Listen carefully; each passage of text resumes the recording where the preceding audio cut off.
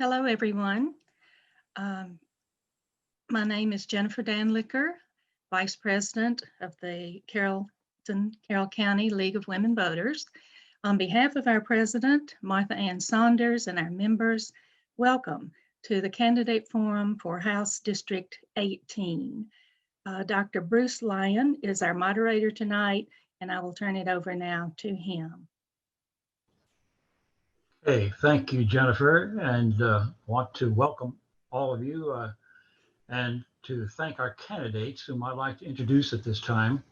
These are candidates for House District 18, Tyler Paul Smith and Pat Rudy.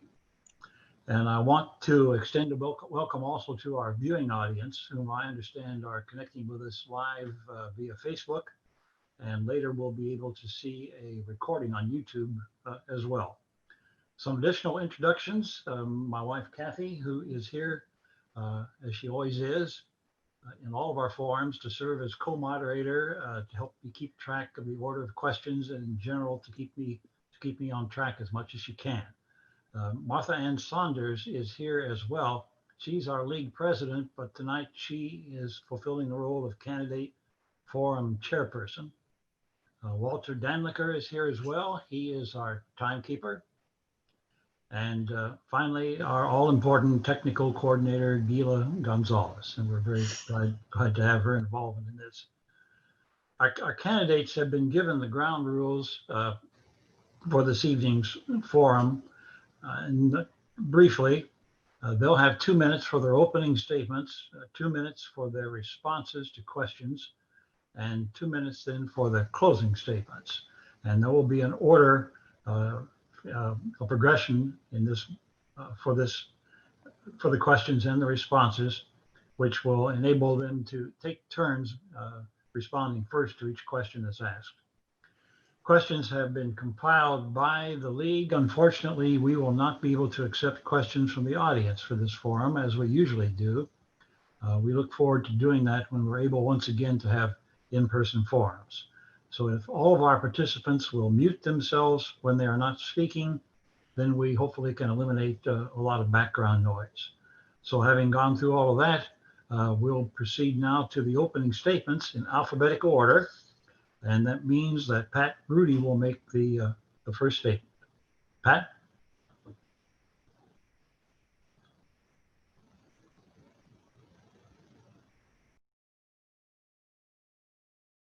Pat, you'll have to unmute yourself. Sorry. Good evening. I'm Pat Rudy. I'm the Democratic candidate who's running for State House of Representatives.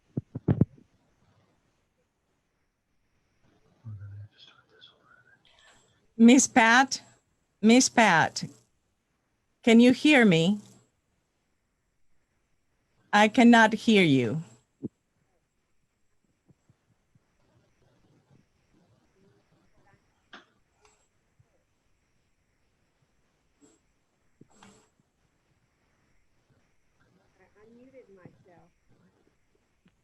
Yes, but the volume is very low. Okay, Can you turn it up a little bit? Maybe. There we go. Is that better? The sound, yes. Okay, hold on a second. Let me see. Okay. In the meantime, we want to let everybody know that we are live, and so we are going to have some technical difficulties, but we are going to be continuing in a moment. Is this loud enough? There we go. Yes. Thank you. Good evening. I'm Pat Rudy. I'm the Democrat who's running for State House of Representatives in the 18th District of Georgia. The 18th District takes in the top quarter or the northwestern quarter of Carroll and the southern 2/3 of Carrollton County. And I'm hoping that I'll win your vote tonight. Thank you. All right. Tyler Paul, it will be your turn now for your opening statement, please. Well, good evening, everyone. It is great to be with you tonight. I sure do appreciate the League of Women Voters in Carroll County hosting this event. I know we would all be rather to gather in person tonight, but we're making the best out of the situation. So thank y'all for putting this on. My name's Tyler Paul Smith, and I'm running for State House District 18. I'm the Republican nominee. And I just want to share a little bit about myself. I grew up here right outside of Bremen, Georgia on Cashtown Road. My family's actually called this area home for over 170 years now, and close to 200 years. My ancestry goes back in Carroll County, so I'm well connected to the area. This area has been quite good to my family over the years, and I hope to continue to make it a better place to live for all. I graduated from Bremen High School. Then I attended the Citadel, the Military College of South Carolina, where I obtained my bachelor degree in political science. I went on to get my law degree at John Marshall Law School in Atlanta over in Midtown. And during that time during law school, I was able to serve as a legislative aide to 4 different state representatives, including our outgoing state representative, Mr. Kevin Cook. Learned a great deal while I was there, learned about the actual policy process you cover in about 30 minutes, what you learned in 4 years in college. So it was great on the job training. These are some of the qualities and qualifications that I can bring to our area as I go to represent them in the State House of Representatives. I understand the policy process. I'm a criminal defense attorney by trade, among other things that I practice in. And so I deal with the United States and Georgia constitutions every day. I defend the Constitution day in and day out. And I look forward to being your state representative and would appreciate your vote on November the 3rd. Okay, thank you both for your opening statements, and we'll go right directly into the questions. The first question will go to Tyler Paul, and he'll answer first, and then we'll ask Pat to respond after that. Here's the first question. It concerns broadband access, computer access in Georgia. Broadband access is a major concern in rural Georgia, particularly as schools, colleges, and universities and businesses move online in response to the coronavirus pandemic. Cable companies are pressing the legislature to reduce the cost of attaching their equipment to electric membership corporation power poles. How can the problem of internet access in rural areas be resolved? So, Tyler Paul, if you would respond, please. Well, thank you for the question. It's one that's pertinent to us, especially with the pandemic that we've been faced with. You know, this is the rural electrification issue of our time. That is what we've compared it to, and I think others have compared it to. And to make sure that the state legislature fully funds broadband access, I know fiber being run in our urban areas has been great for the cities, great for the suburbs even. However, rural Georgia, which includes a lot of Carroll and Harrison County, which the 18th House District encompasses, it's been quite an issue. We have students currently that cannot log on to do their homework assignments or participate in online classes, thus subjecting them to the coronavirus potentially. So it's something that has really came to the fore.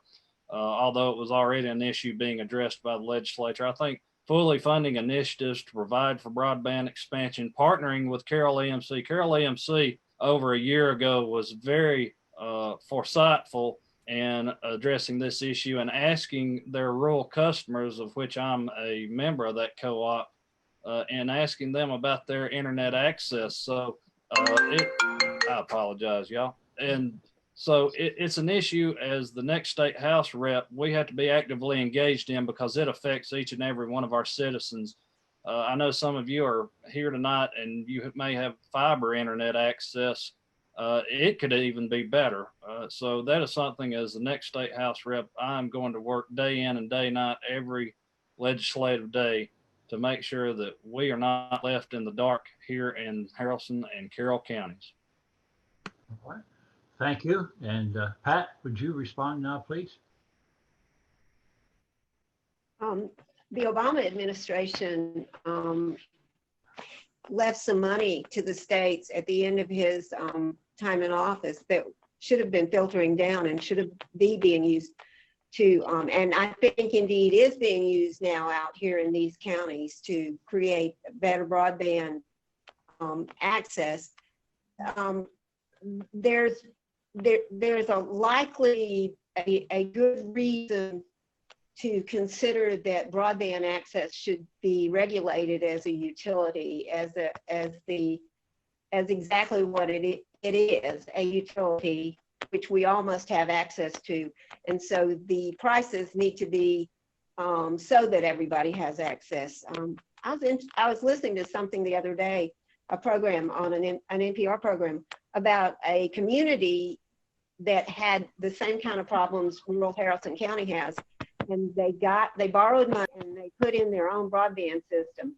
And immediately, Alec got on board with state legislatures, and several state legislatures passed laws against municipalities having their own broadband.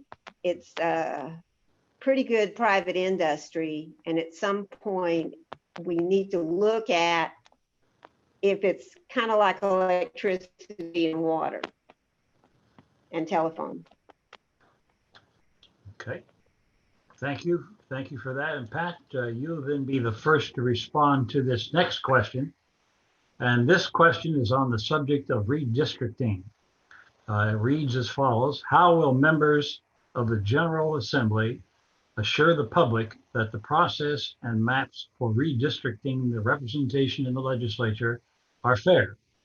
Will you support the formation of an independent redistricting commission? Why or why not?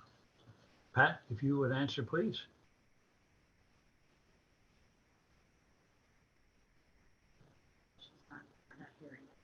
Miss Pat, you need to unmute yourself, please. Thank you. I'm sorry. I would have answered that question no several years ago, but now I will answer it with a resounding yes. There is no way that the redistricting will be fair unless both parties are represented equally at the table.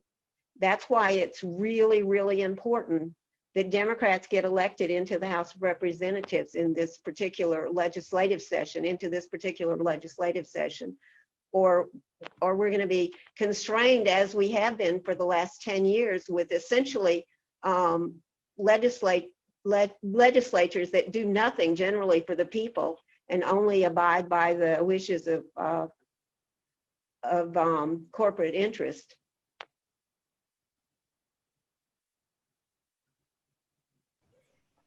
And Tyler Paul, would you respond, please?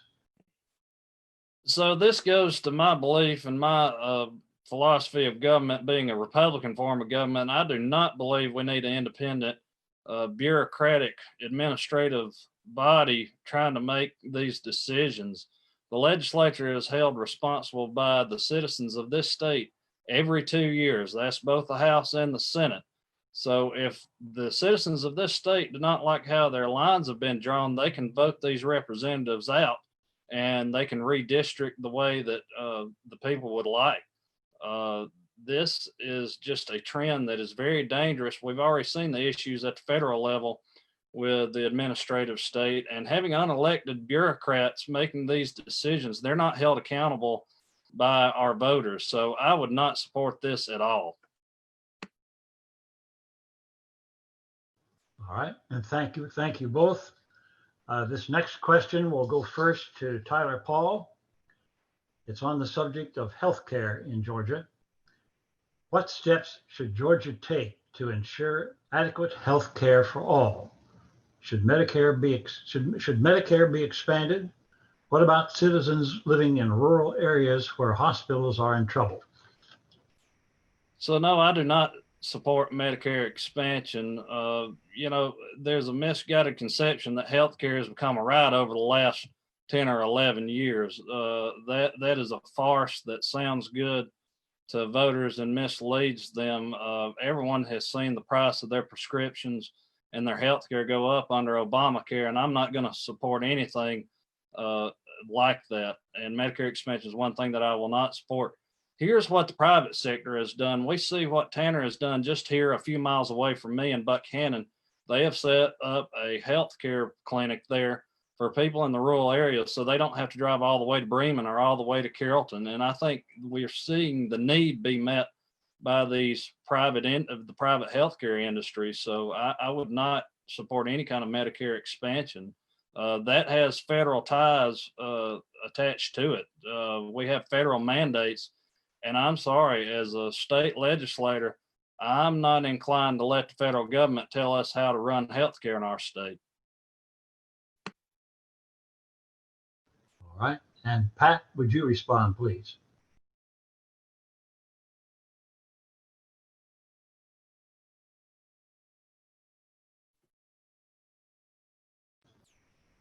People use that urgent care clinic that's just been built in Bremen, built for its use. And so people who can't afford to pay the bill often don't seek health care until they're so sick that they have to have it. And that kind of health care is the most expensive kind of health care, the kind where you wait too long to get help. Like any Democrat who probably is seeking election into the Georgia legislature this year.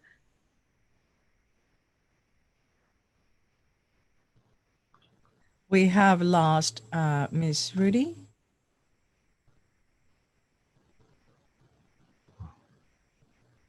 Miss Rudy.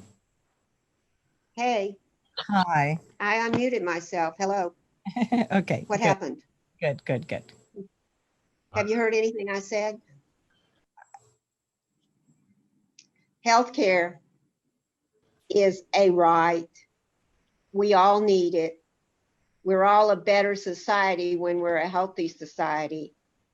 Georgia should, number one, as a first thing to do, expand Medicaid under the Affordable Act.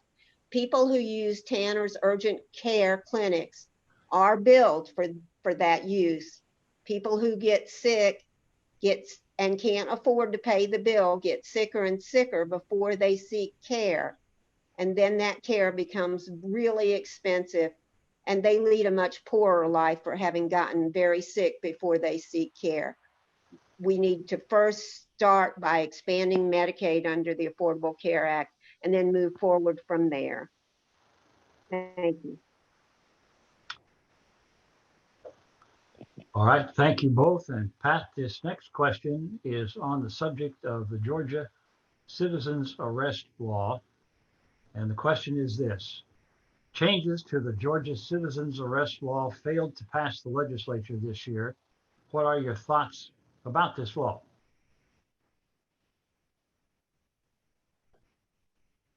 Miss Pat, I'm sorry, you're muted. It should be repealed. It should be out of existence. It should be gone.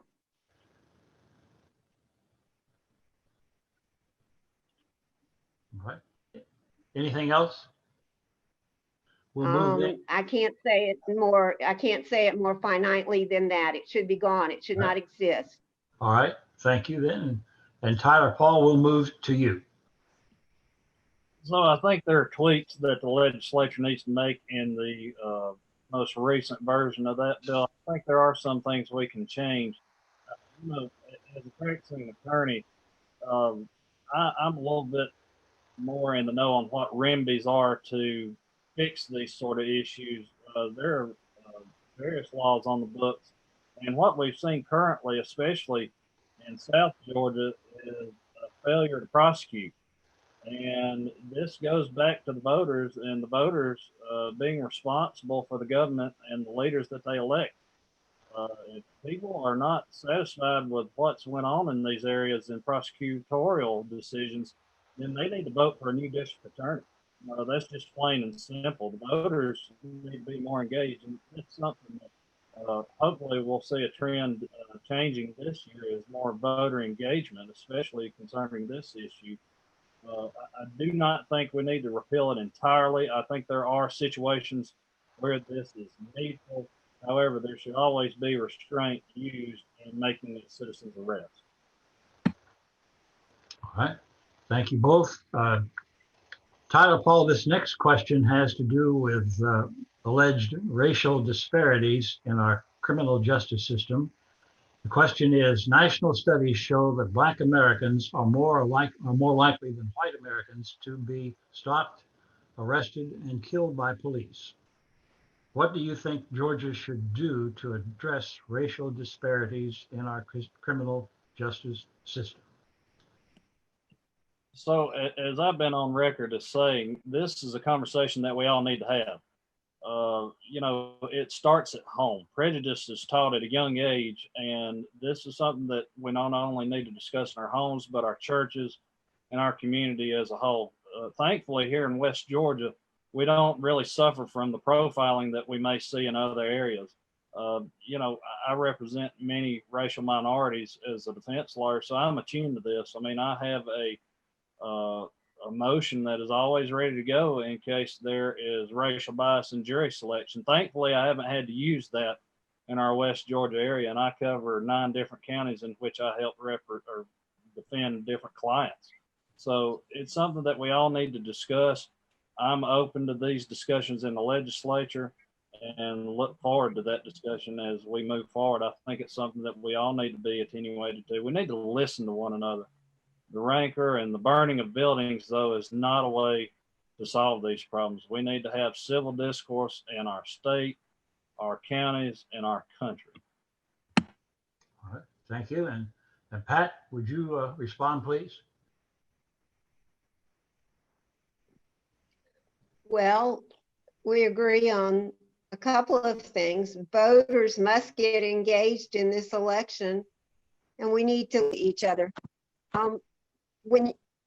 I've been watching racial discord for much longer than Tyler Paul has, and it's going back to worse than it was back in the 60s, or as bad as it was back in the 60s.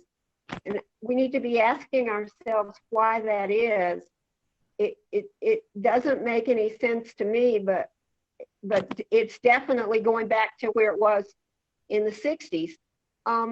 When we start talking about incremental steps, or we start talking about listening, or we start talking about moving and inching forward, we're forgetting that as we inch forward, people are living, and they're living lives that aren't full, or aren't as full as they might be, or they aren't going the places they could go while we're inching along. Racial justice needs to come about tomorrow, not a week from now, not 2 weeks from now, but tomorrow, because there are people held back and people hurting because justice is not delivered fairly in this country. Thank you. Pat, you'll be the first for this next one. It's on the subject of climate change. Do you believe that climate change is real and that human behavior contributes to global warming?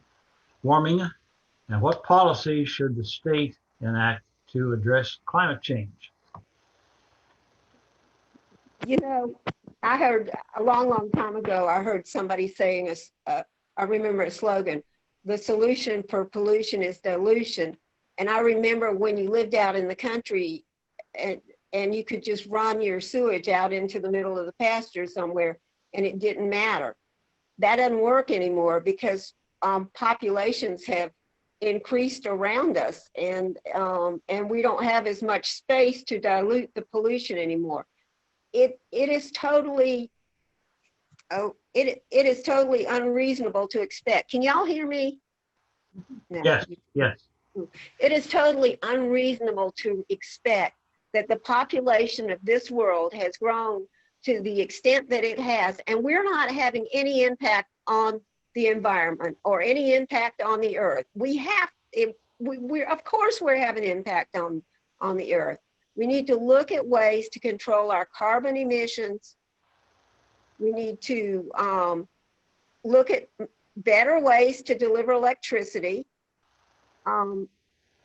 We need to pay attention to lots and lots of little things and a whole host of big things that we can do to keep the water clean, to cool the temperature of the earth down. Yes, we're having impact, and yes, it's time to do something, and yes, it's time to sit down and seriously talk about the things that need to be done with people who understand the science. Okay. And Tyler Paul. So climate change is one of those issues that everyone likes to talk about, it seems, these days. And really, it's something that needs to be addressed at the federal issue if it needs to be addressed. I mean, the data is shaky in a lot of these areas. Here's what's very unfortunate. Climate change just isn't being used by the left to deal with the actual heating and cooling of the earth.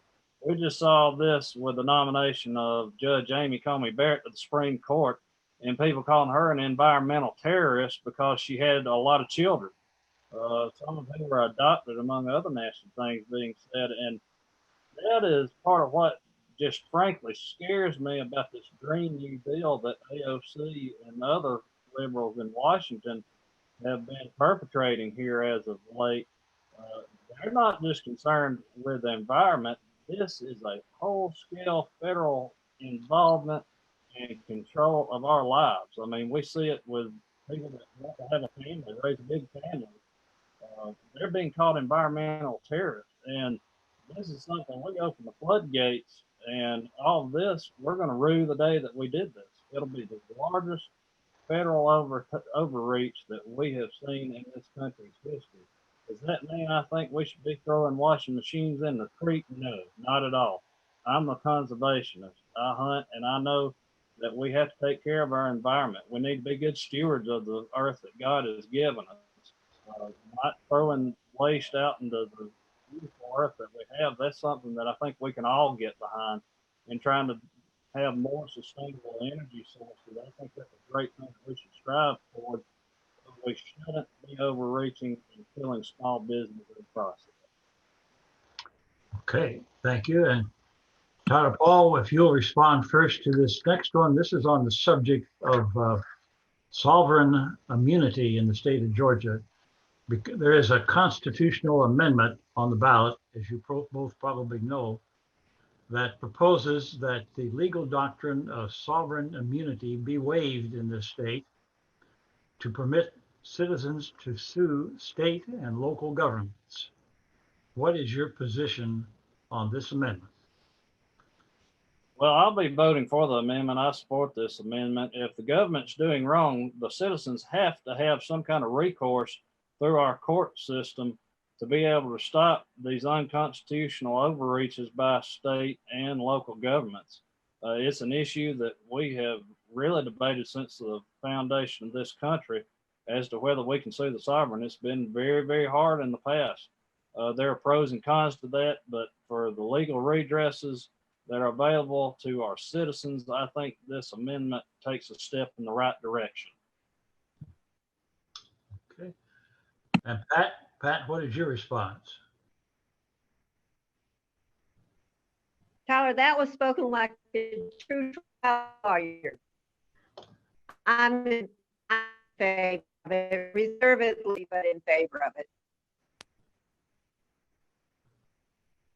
Okay.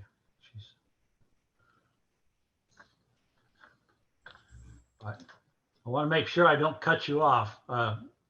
Okay. This next one, Pat, will come to you first. It's on the subject of the state budget. The state budget for fiscal year 2021 included about $2.2 billion in cuts to public education, to higher education, to behavioral and developmental disabilities, and to public health and human services. Looking at all these various things, what should be the General Assembly's priorities for restoration of any or all of these funds?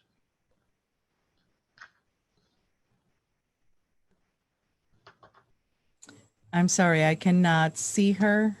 And there we go. Miss Pat? I lost the meeting, so my machine, my little gadget blanked out. Yes, I'm going to ask. Education, healthcare. I can read the question again if you didn't hear it all. Would you like me to do that? I heard the question. I heard all of the question, and then the gods that be decided that this meeting should end and then that it should come back. Okay. Can I ask you, Education. Miss Pat, I'm sorry to interrupt, but can I ask you not to move your tablet, because sometimes when you move it, the picture gets lost and the audio. Okay. Sorry. That's okay. Thank you. Education should always be a priority, and the financial help to those who are able to take care of themselves should also be at the top of the list.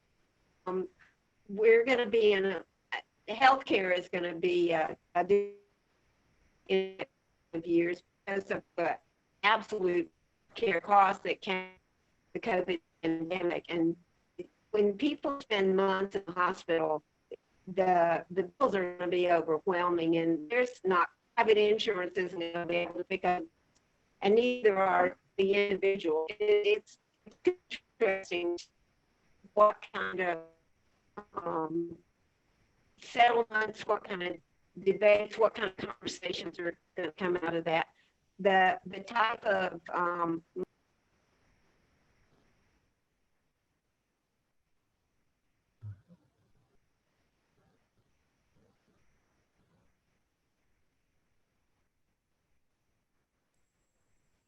I think that we have lost.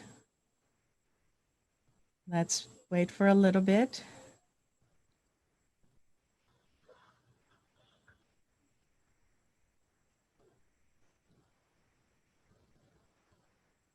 I'm back. Okay. Something's some reason the internet slowing down because I can see the difference. Where did I leave off? You had about 30 seconds to go according to our timekeeper. So, Okay. I think I probably said it all. It's okay.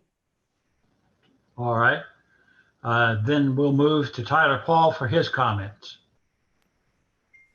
So education is something that we need to really fully fund. Fully funding education is something that I have advocated for since the beginning of the primary for my party's nomination. So it's something that I'm going to go over to the State House and advocate for fully. You know, our educators have had to overcome insurmountable odds due to this pandemic that is going on in our country and our world. They are the innovators of 2020. They should be Time Magazine's Person of the Year, undoubtedly, no matter whether President Trump or Joe Biden were to win this. Our teachers need to be the Person of the Year because they have overcome these insurmountable odds. The supplies that they fund our classrooms and our students. I mean, my best friend since second grade has to go and buy supplies for his children just to be able to participate in the learning process. That is something that he and other teachers should not do. So I think fully funding our education formulas and making sure that we pass the additional pay raises that Governor Kemp had proposed, we've got to do that. Our teachers deserve this, and I'll advocate for that in the State House when elected. Also on the subject of compensation and the state budget, and Tyler Paul, this will be yours to respond to first. This question has to do with state employees and teachers and their retirement funds. State employees and teachers are concerned about their retirement monies. What should the General Assembly do to ensure that their pensions are sufficiently funded? Well, the short answer is to continue to make sure that these retirement funds are held in place.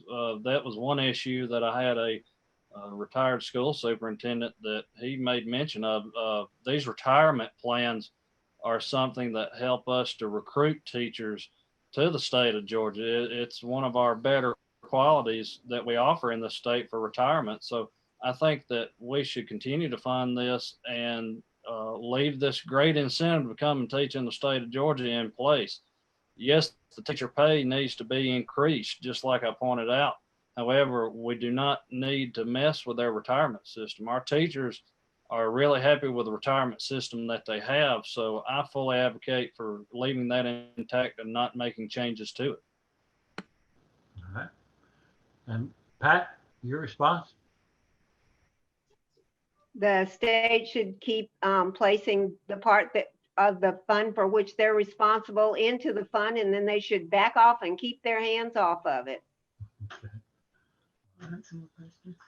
It works as an, I'm under the impression that the teachers' retirement fund, it works as an investment fund. The state is responsible for putting a certain amount in each month for each teacher, and the fund then is invested and it generates more funds. Is that not the way it's done? Can you hear me? Yes, I can't respond to that, but you can go ahead in that vein if you like. I think that if the state just does what they're supposed to do and then leaves it alone, that the teachers will be happy. Okay, thank you. I'm looking at a teacher who's nodding right now. Okay, and Pat, for this next question, you'll be the first responder. What is your position on the issue of tax dollars and tax credits for charter schools and private schools? Ooh. I am pretty much not in favor of charter schools, unless maybe it's done district-wide like Carrollton has done it. What happens when a child goes to a charter school is the state withdraws the state funding with that child. So, and then the public school or the local school system is left minus money that it needs. Unfortunately, utility bills don't change because one child gets pulled out of school or because 3 children get pulled out of school. Teachers' salaries don't change. What we really need to do, just as we need to become more involved as voters, we also need to become more involved as parents, and we need to insist on the best from our school systems. We need to interact with teachers. We need to interact with our school board, and we as parents, we as citizens need to be responsible for making our public school systems the best that they can be. And then if people don't like the public school system, they can pay tuition at a private school. Thank you. And Tyler Paul, your response?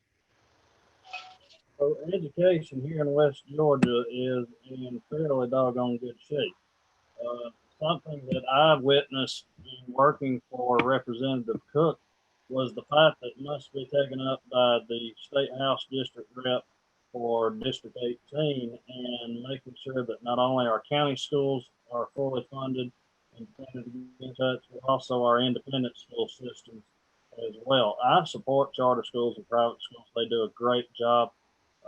They offer a life-changing education to individuals that attend there. So I'm not against them. However, I do want to make sure that we hold them to the same standard, the same educational standards that we hold our public schools to.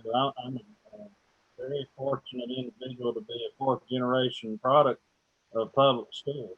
And so I'm going to fully advocate for full funding of our public schools while also encouraging our charter schools and private school growth. I think this is something that opportunity needs to be there for people. We don't need to just shut this out. Again, government making decisions in education, that is something that we need to be very, very wary of.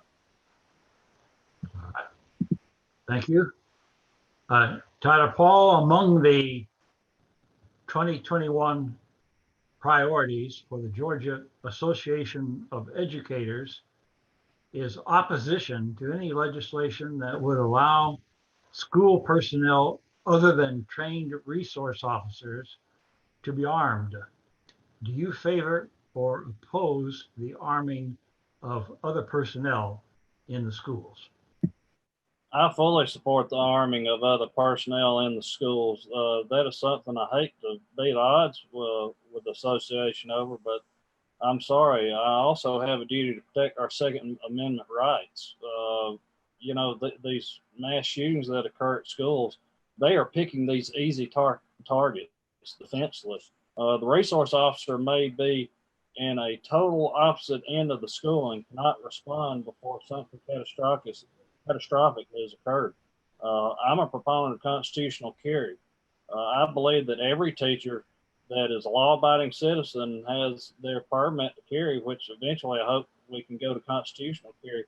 They should be allowed to carry, and we need to protect the defenseless, our children. They should be able to be educated in a safe environment.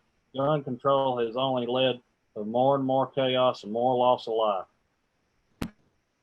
Okay. And Pat? The association knows its school and it knows its teachers and it knows what it's doing, and we should abide by what it says. Okay.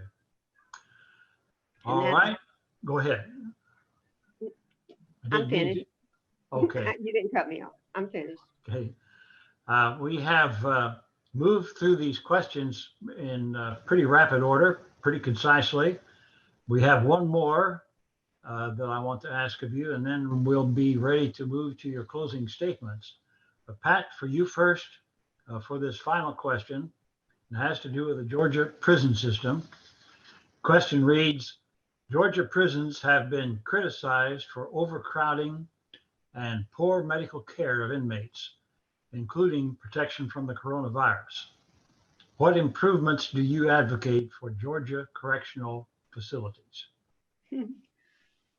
Some of y'all remember Sue Ellen Fleming. She was a defense attorney here in Carroll County. And she once made the comment to me, when you privatize prisons, spitting on the sidewalk becomes a felony. As a nation, as a state, as counties and municipalities, we seriously need to look at what happens when you privatize jails, when you're trying to gain a profit at the cost of services.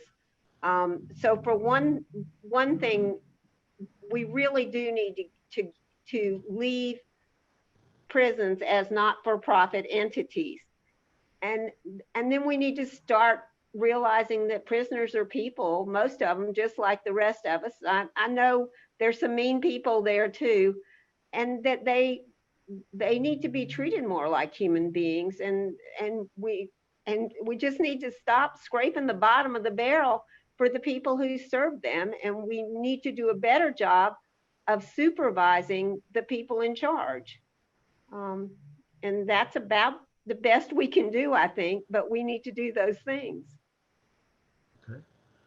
All right. And Tyler Paul.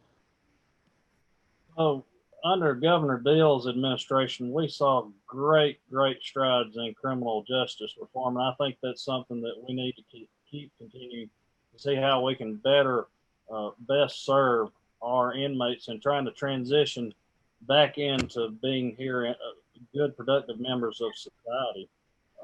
This is something that is near and dear to my heart. Our rehabilitative programs, they are great. They have been shown and proven to work. The results are there. We need to continue to emphasize these. And due to the coronavirus, if you haven't really been involved with the process, I don't know how much you see this, but prosecutors, defense attorneys, and judges have arose to the occasion. Nonviolent offenders that are being held in jail, a lot of times they're being released. Bonds are being granted like we've never seen before. Our elected officials and everyone involved in this process, we have risen to the occasion presented by this pandemic, and I think we've responded just about as well as we can. Look, there are flaws in every system. Anything made by man is going to have some sort of flaw in it. We will never reach perfection. Since Genesis, in the fall of man in the garden, man and woman in the garden, this is something that we've been dealing with. We live in a fallen world. So I do support more criminal justice reform and making sure that as we continue to do during this pandemic, that we look at ways to make sure that we are protecting the health of our inmates. Okay. I want to thank you all for your responses to these questions. And we're ready now to move to your closing statements.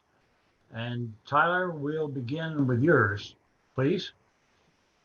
Well, thank y'all again for having us. I have quite enjoyed it. I'm asking for your vote on November the 3rd. I believe in sustaining life, smaller government, and stronger business. I'm going to be an ambassador for our area to make sure that we are recruiting smaller business and industry into our community. We have the best workforce in the state. I'd put our people up against anyone. So that is something that I'm going to advocate for in the state house. And also, I just want to compliment my opponent, Miss Rudy. She is a class act. I really appreciate the clean race that she has run, and it shows that civil discourse can be had in politics today. Miss Ruby and I disagree on a lot of things. We agree on some things. That's great. We need to look at these things. This civil discourse is something that people in other parts of the state and certainly our country could learn for. We can have a civil discourse just like we had here this evening with one another, respect one another's views, disagree, and let the voters decide. Thank you again. My name's Tyler Paul Smith. I'm running for State House District 18, and I sure would appreciate your vote on November the 3rd. All right. Thank you. And Pat, we'll move to you now. Do I need to unmute? No, you're good. Thank you. Thank you, League of Women Voters, and thank you for tolerating my lack of technical expertise. My name is Pat Rudy. We talked a little bit about redistricting. Please keep in mind that Democrats need to be at the table when redistricting happens, and it will be happening probably the beginning of next year. Or we will continue to have corporate interests represented in the states above the needs of people. We also need to significantly reform healthcare in this state, starting out by buying into the Medicaid expansion under the Affordable Care Act, but other ways to look at organizing too, because while we have plenty of healthcare, maybe an overabundance of healthcare, sometimes I look around and I see a lack of continuity in healthcare. So people are suffering and even dying because they're not being followed through by medical practitioners. There needs to be significant changes in the way healthcare is charged and in the way it's delivered in this state. And we need a criminal justice system that is fair to everybody. And that we need to work on that too. I really do appreciate the time that we spent tonight.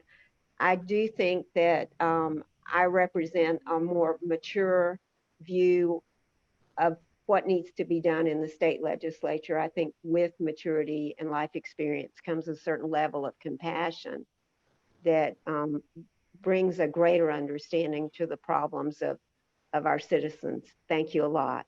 Bye. Good night. And please vote for me. All right. I want to thank Tyler Paul and Pat once again, and also the various members of the league who have helped with this evening. And if there's no further business, we will adjourn until tomorrow, when we will do this for a third time for House District 69.